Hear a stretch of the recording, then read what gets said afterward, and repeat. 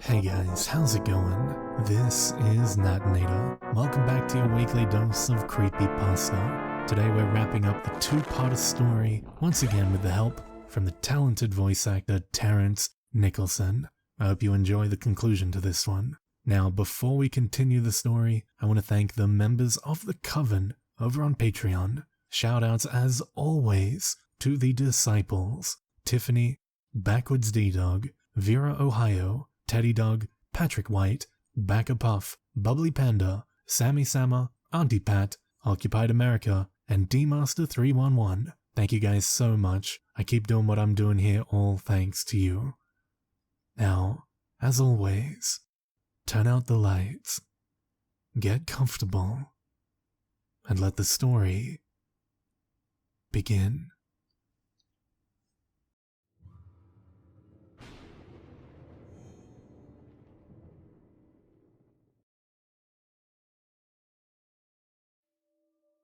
Christopher felt his heart racing, and his palms were sweaty. The binder slipped from his grasp and fell into his lap. He felt the spine-tingling rush that fear brings, and thoroughly enjoyed it. A smile of satisfaction played over his lips. Just then, an adolescent female voice flowed from the radio and filled the room. "Tell my story. No one will listen to me." Caught up in the moment, Christopher replied, "Figures. No one listens to the radio anymore. Only podcasts. But I hear you." He chuckled to himself, because he was speaking to what he thought was a pre-recorded commentary. Then he heard something that made his blood run cold. "Good," was the single word response spoken by the voice coming from the radio.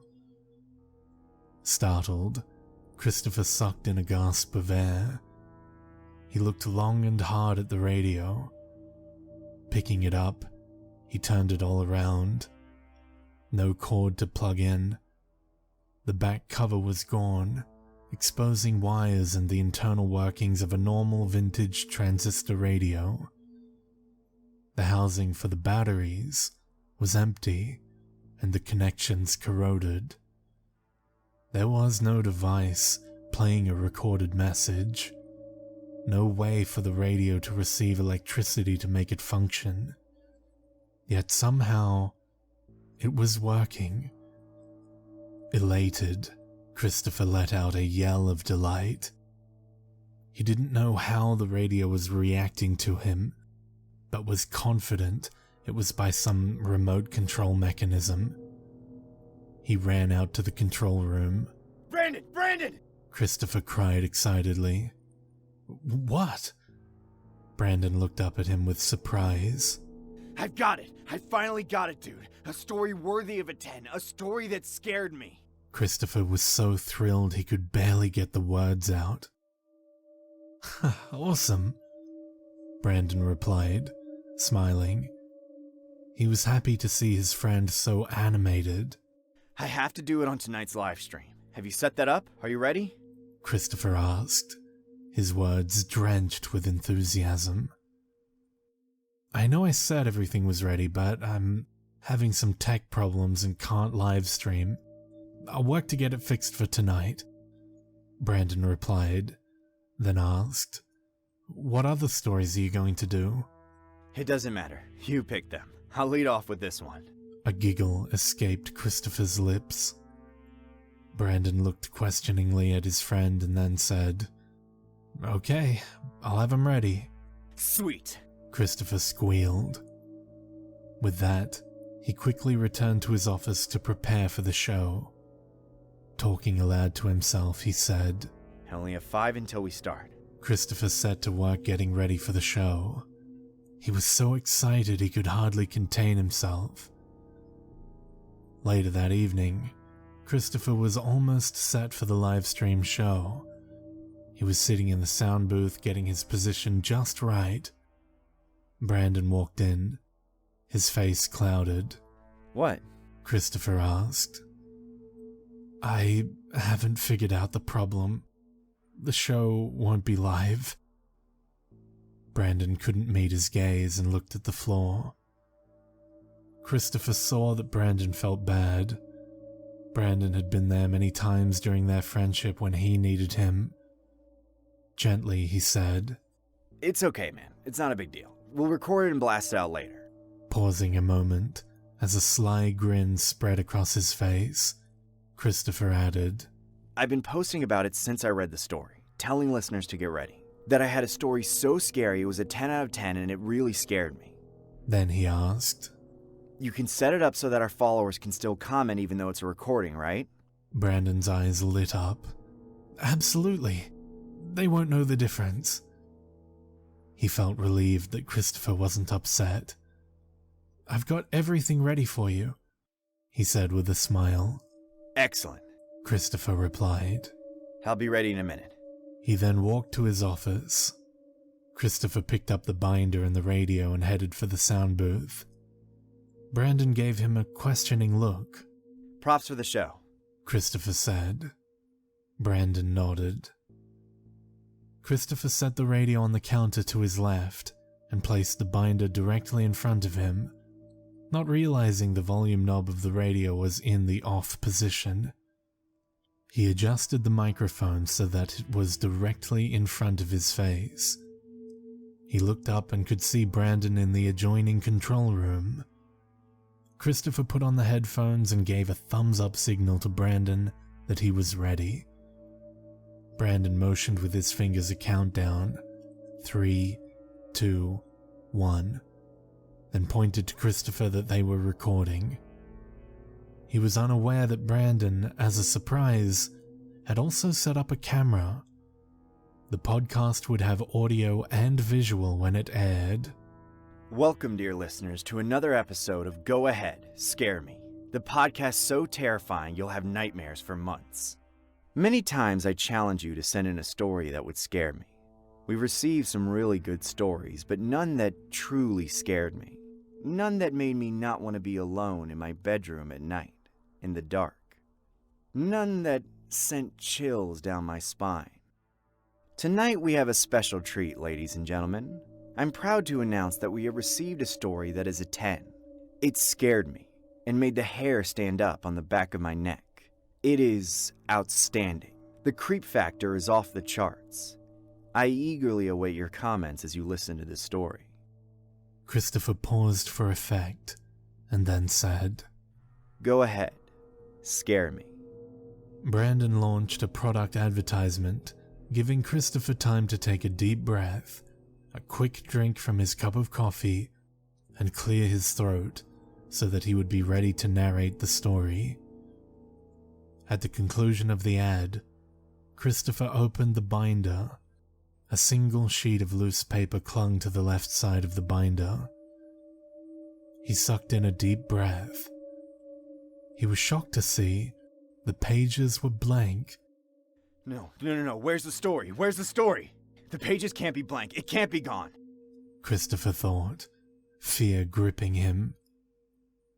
He flipped through the pages. All were blank. His head began to swim as thoughts raced through his mind. All muddled, he couldn't think. Grief-stricken, he sat there motionless. He looked down again at the binder, hoping to see the story. The pages were still blank. Then his gaze rested on the loose sheet of paper. He read aloud, whispering the words he saw. Turn on the radio. Tell my story. The silence seemed like an eternity. Brandon looked hard at him and, shrugging his shoulders, held up his hands in a "what's going on" gesture. Christopher looked at him, panic setting in. His eyes darted around the room, then settled on the radio. With a shaky hand, he reached out and switched the volume knob until it clicked and the radio came to life. He turned the volume up enough so that the listeners could hear the music in the background, but not loud enough to overtake his narration. Christopher looked back to the binder. The words of Angie's story filled the pages. Heaving a huge sigh of relief, a nervous chuckle escaped his lips. He thought he sounded like a madman. Getting a hold of himself, he said, "Apologies for the technical difficulties, everyone. Are you ready to be scared?" Christopher then slowly and calmly read aloud the story in the binder. He hoped the followers would enjoy it and get the same impact he did from the experience.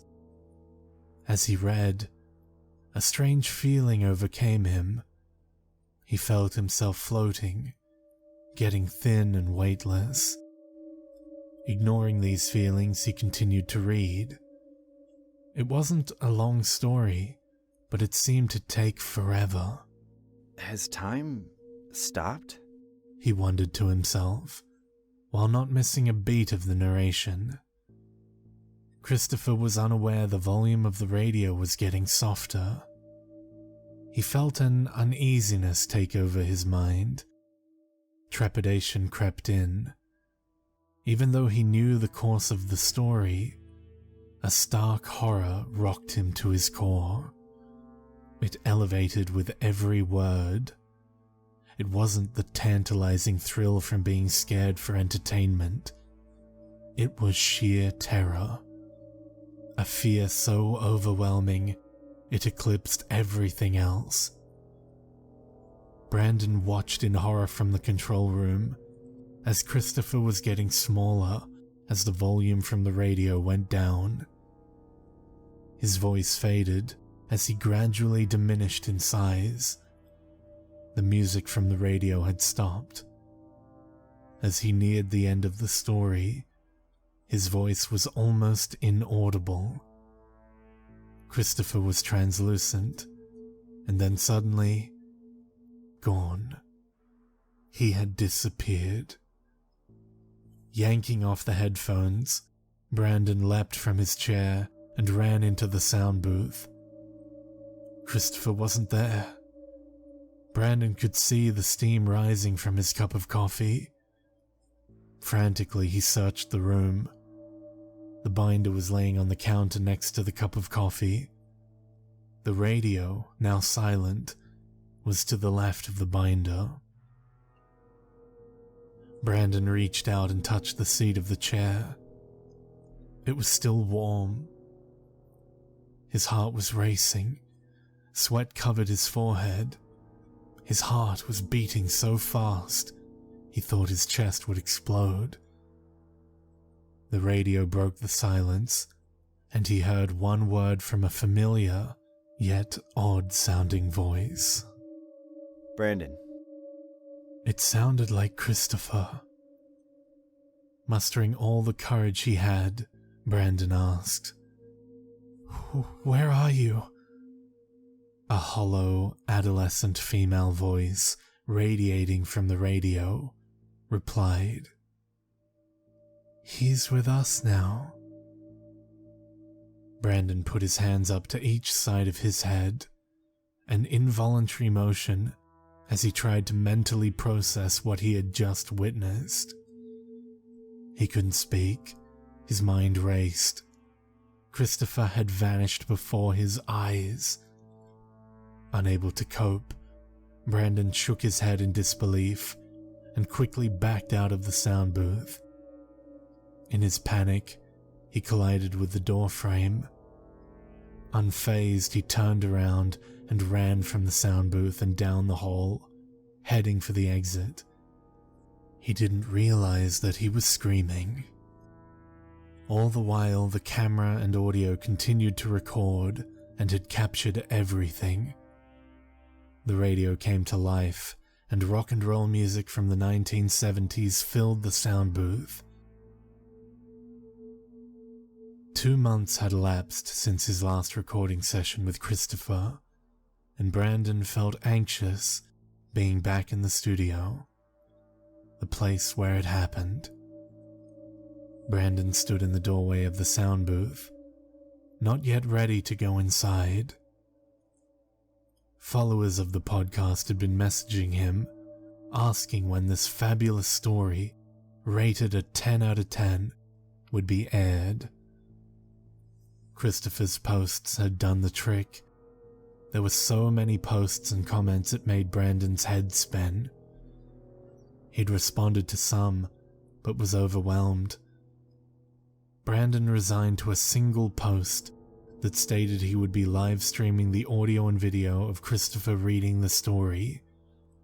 Simultaneously, using a split screen effect, viewers would be able to see him as well. Brandon took a deep breath, exhaled slowly, and stepped into the sound booth. He would be fulfilling 2 roles during the live podcast tonight: host and producer.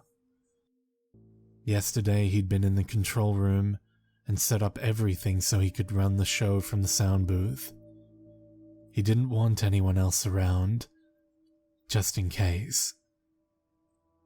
Anxiety gripped him, and Brandon uneasily set the box on the counter that was below the microphone. He looked up and across the room. The camera was positioned to capture his full image, just the way he had set it up for Christopher. Gingerly, Brandon opened the box and took out its contents: the radio, the binder, and a clipboard. He placed the radio to his left and the binder directly in front of him, and the clipboard on top of it. "I'm probably gonna regret this," he thought, and turned the volume knob on the radio until it clicked. The sound booth was filled with rock and roll music from the 1970s. He turned the volume up enough to be background sound, but not to overtake the audio of the recording. To his right was a portable control panel, enabling him to be a one-man show. Brandon glanced up at the large clock on the wall. 2 minutes till showtime, he thought. Brandon looked down at the clipboard, which held a few sheets of paper containing his notes for the podcast. He had trouble focusing, and the words became blurry. Then, in his mind, he heard Christopher's voice telling him something he had told Brandon many times. "Don't read your notes, use them as a guideline. Go from your gut. Keep it real." "Yeah, right. Keep it real," Brandon said aloud, talking to himself. He wondered if it was just a coincidence that Christopher's words had a prophet ring to them. Brandon placed a cordless keyboard on top of his notes. That way he could easily respond to comments and posts from the followers. He looked at the clock. It was time to start the show. He put the headphones on. Then Brandon pushed the illuminated red button that started the live stream. Putting on his best fake smile and trying to look genuine, he started his monologue. "Good evening, listeners. Welcome to another episode of our podcast, Go Ahead, Scare Me. Thank you for all the comments and posts. I know you've been eagerly awaiting this broadcast. Unfortunately, Christopher is not here for the show." Brandon paused for a moment, then continued. "The recording you're about to see is real. It has not been modified in any way. I was there. I witnessed it. You'll be able to see the recording on the right side of the screen and me on the left. This is the story you've been waiting for. The perfect 10, guaranteed to terrify you down to your very soul. Please submit comments as you watch the recording. I'll be able to see them and reply. Here we go." Brandon flipped a toggle switch next to the illuminated red button and launched the recording. He had previously positioned a monitor in front of the glass to the control room. Now he could see what the viewers were seeing, including their comments. Watching Christopher on the screen was too much for him, and after a moment he looked away. Near the end of the story, he lifted his gaze and focused on the viewer's comments. He was shocked by what he read. Comment after comment remarked on the same thing. What happened to the radio? Neat trick. How'd you make it fade and then disappear? Brandon doesn't know it's gone. Yes, he does. No, look at his face. He's not faking it. Slowly, Brandon looked to his left. The radio was gone. He hadn't even noticed that there was no music. Deep down, Brandon knew what he had to do. He had to help Christopher. But how? He thought as he responded to the comments from listeners. Brandon posted that this was a live stream and that everything was real, that nothing had been edited. At the conclusion of the recording, he paused for a moment. The comments briefly stopped. The viewers were stunned by the recording. Then comments and posts flooded in. Most were agreeing with Christopher that this story was a 10. Others stated that they would not be able to sleep. One asked how the story ended. Then an idea entered Brandon's mind. It hasn't ended, Brandon thought. I need to tell his story. He believed there was only one way to get the radio and Christopher back. Use the same tactic that brought it to them. Summoning all the strength he could, Brandon leaned into the microphone and in a slow, deliberate, oddly calm voice said, Christopher, I need you back so that we can finish what you started. The ending of the story hasn't been told. It's not a 10 yet. So Christopher, I challenge you.